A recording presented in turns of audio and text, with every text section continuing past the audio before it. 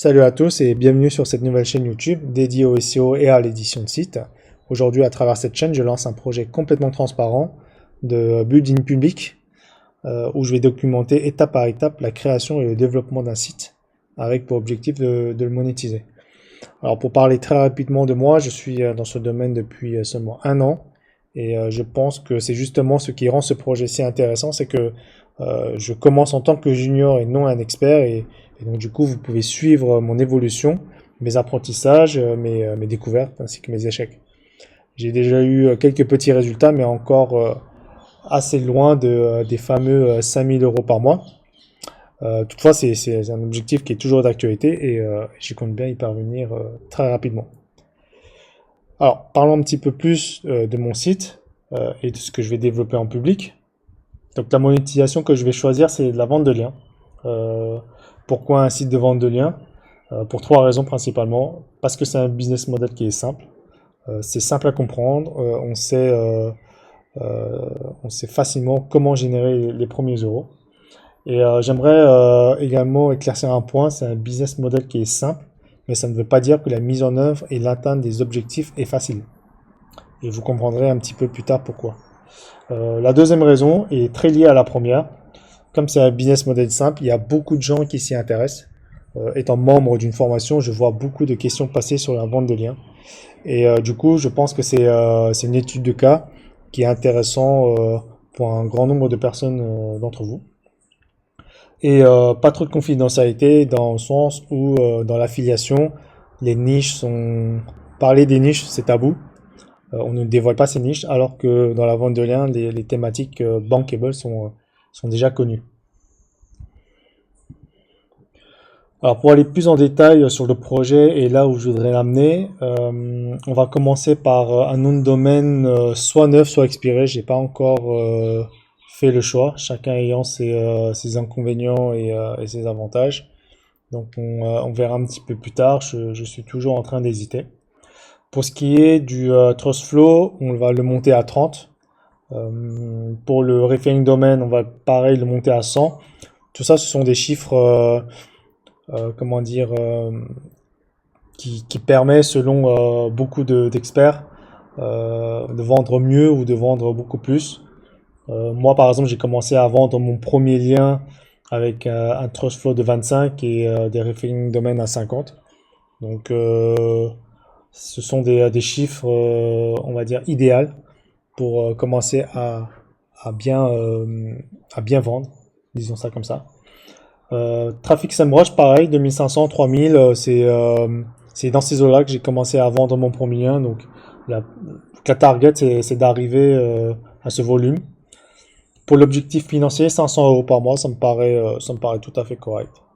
Bien sûr, si j'arrive à atteindre ce chiffre, la prochaine étape, ce serait d'arriver, pardon, à 1000 euros par mois.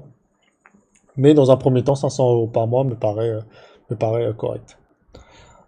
Pour les thématiques, je vais avoir le choix entre maison, finance, immobilier, business, entreprise et voyage, je crois. Ce sont des thèmes qui se vendent bien. Donc, à voir. Si je pars sur le choix d'un nom de domaine expiré, je n'aurai probablement pas beaucoup de liberté de choisir la thématique puisque cela vient en fonction des opportunités du jour pour arriver à choper les NDD. Bon, après, si c'est un NDD neuf, dans ces cas-là, ça sera selon mes envies. Un petit mot rapide sur les outils que je vais utiliser. Donc pour la génération des articles, ça sera sans surprise des outils IA parce que pour générer un article par jour, je vais avoir besoin de ce type d'outils. Donc je vais utiliser principalement WiseOne et Squatch qui sont probablement les outils les plus performants sur le marché à l'heure actuelle.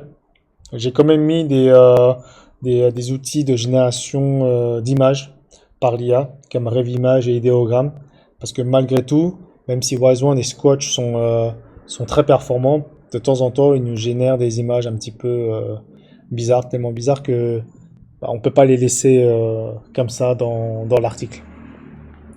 Autre outil dont j'aurais besoin, peut-être Napkin, Napkin qui est un outil qui permet de générer des visuels sympas et cool lorsque vous copiez-collez un texte.